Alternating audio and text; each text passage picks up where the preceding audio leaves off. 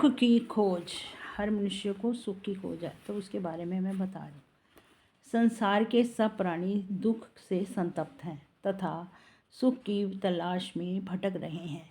क्या पुरुष, क्या स्त्री, क्या बूढ़ा, क्या जवान, आज सब सुख की तलाश में जुटे हुए हैं। अब कभी तो वे रहन सहन में आधुनिक सुविधाएं जुटाकर, जैसे रहने को अच्छा एयर कंडीशन बंगला, सवारी के लिए बढ़िया गाड़ी, सर्वोत्तम पहनावा, स्वादिष्ट भोजन, अच्छे से अच्छे फल, मिठाई, 3600 राजभोग, इनसे सुख को ढूंढते हैं। परंतु क्या इनमें सुख मिला? क्वेश्चन बैठता है, क्या इनसे सुख मिला? जी हाँ, हम कह सकते हैं कुछ समय के लिए मिलता है, लेकिन कितना? थोड़ी देर के लिए, कुछ समय के लिए हमें इनसे सुख मिला। तो परंतु ये विचार वह सुख स्वामी तो नहीं था, इतना तो नहीं था। कुछ समय के पश्चात उसी सुख से दुख अनुभव होने लगा। जैसे कि टीवी के मनोरंजन का सुख मिला था, वह टीवी के बिगड़ने पर कुछ सामान बन गया, कुछ न कुछ दुख का कारण बन गया ना। धन जुटाने पर भी सुख मिला था, वह धन के बजाय के कारण जब दुख के धन की कमी आ जाती है, तो धन के अभाव के कारण क्या होता है, फिर वो दुख में परिवर्तित हो गया। क्योंकि हमारी खोज जो है गलत है। हमने कुछ सुख की प्राप्ति के लिए सामान इकट्ठे किए, उन्हीं वस्तुओं में दुख का अनुभव करने लगे। किसी ने क्या खूब कहा है, जिस कदर दुनिया के सामान इकट्ठे होते जाते हैं, सकुने दिल में खाली ये इंसान होते जाते हैं।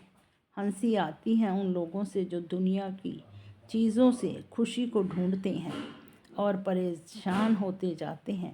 खुशी का वो खजाना है, वही ईश्वर भुला बैठे हैं। खुशी से खाली दुनिया की तरफ हम दौड़े चले आते हैं।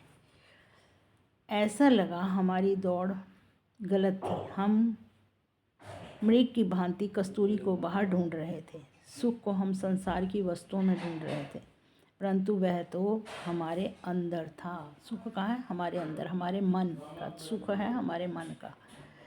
जिन महापुरुषों ने सुख को पा लिया, उन्होंने हम जैसे भटक रहे लोगों के लिए लिखा है। क्या लिखा है आगे उन्होंने? वो लिखते हैं, काहे रे मन खोजन आई, सुख तो तुम्हारे घर में है, तुम क्यों बाहर ढूंढो भाई।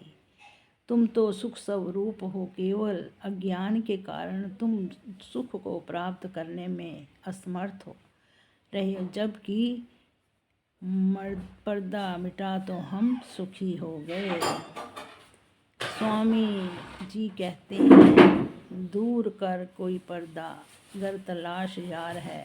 संत कबीर ने भी कहा है, काहे रे मन खोजन आई, कारही घर ही खोजो भाई। अपने ही घर में खोजो, बाहर क्यों खोज रहे हो। भगवान श्री कृष्ण ने गीता में भी लिखा है, इंसान के दुखों का कोई वजूद नहीं, वह किसी का नहीं बात को दुख मान लेता है और उसमें फंस जाता है। किसी न किसी की बात को दुखी सुन के और दुख हो गया, बस उसमें फंस गया। वह उसके एहसासों की बिगड़ी हुई शक्ल है। यदि वह उसे दूसरे पहलू से देखे तो दुखी ना रहे। सच ही तो है, आज मेरा दुख क्या है, मैं दुखी क्यों हूँ? इसलिए कि मेरा पड़ोसी सुखी क्यों है, उसके पास मेरे से अधिक धन, कोठी, कार क्यों है। वे दुख तो मेरे बनाए हुए हैं, मैं अपने दुखों से दुखी हूँ। भगवान ने तो मुझे सुंदर मनुष्य बना दिया, मनुष्य बनाया। 84 लाख योनियों में श्रेष्ठ मनुष्य शरीर ही है। मैं इस शरीर में बुद्धि का सदुपयोग ना करके अपने विचारों से दुखी हूँ। तो दोषी कौन है?